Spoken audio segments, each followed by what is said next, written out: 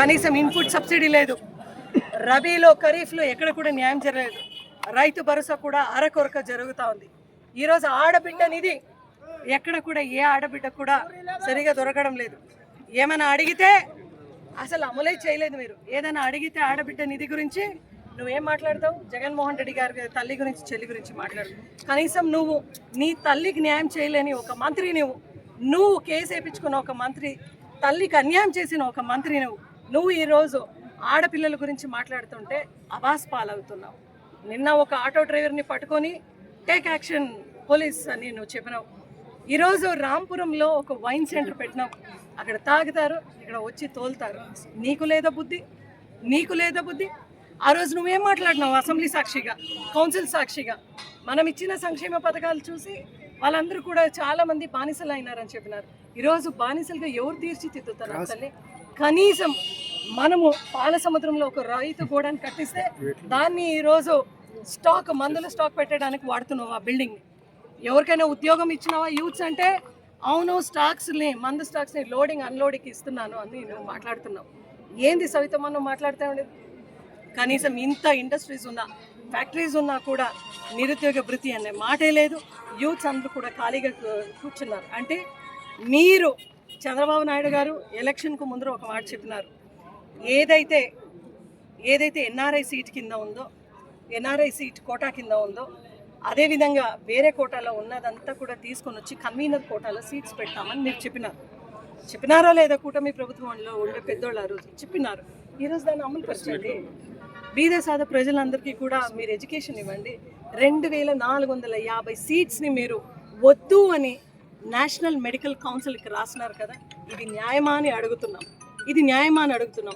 Second ఫేజ్లో పెనుగొండ హాస్పిటల్ని, Penugonda medical కాలేజ్ని దీని ప్రైవేటైజేషన్ పెట్టినా మేము ఎప్పుడు కూడా ఓర్చలేము.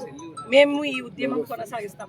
ప్రజల తరపున ఏదైతే కూటమి ప్రభుత్వం వాళ్ళు హామీ ఇచ్చినారో ప్రతి ఒక్క హామీ నెరవేర్చే వరకు వైఎస్ఆర్సీపీ ప్రభుత్వం జగన్మోహన్ రెడ్డి గారి ఆధ్వర్యంలో రోడ్డుని ఎక్కి ఉద్యమం చేస్తూ న్యాయం ఇచ్చే వరకు ప్రజల పక్షాన నిలబడతాం.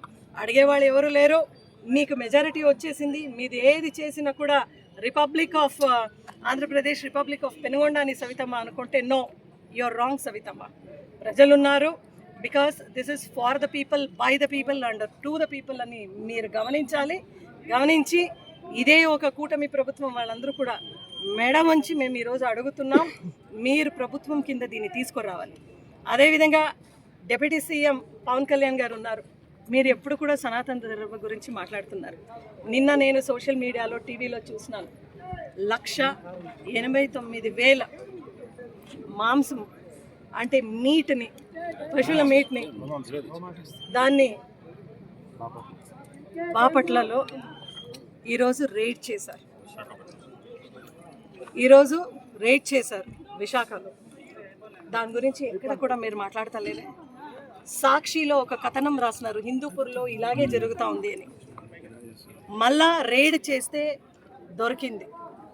దీని గురించి మీరు ఎక్కడ మాట్లాడలేదు. అదేవిధంగా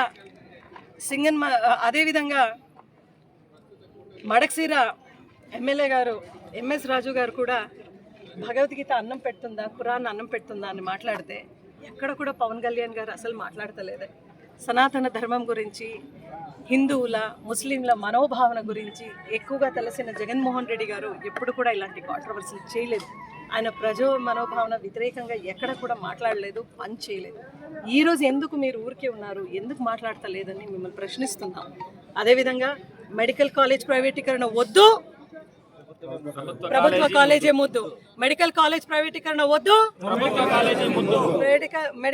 మెడికల్ కాలేజ్ ప్రైవేటీకరణ వద్దు, మెడికల్ కాలేజ్ ప్రైవేటీకరణ వద్దు అన్న నినాదంతో మేము వెళ్తున్నాం.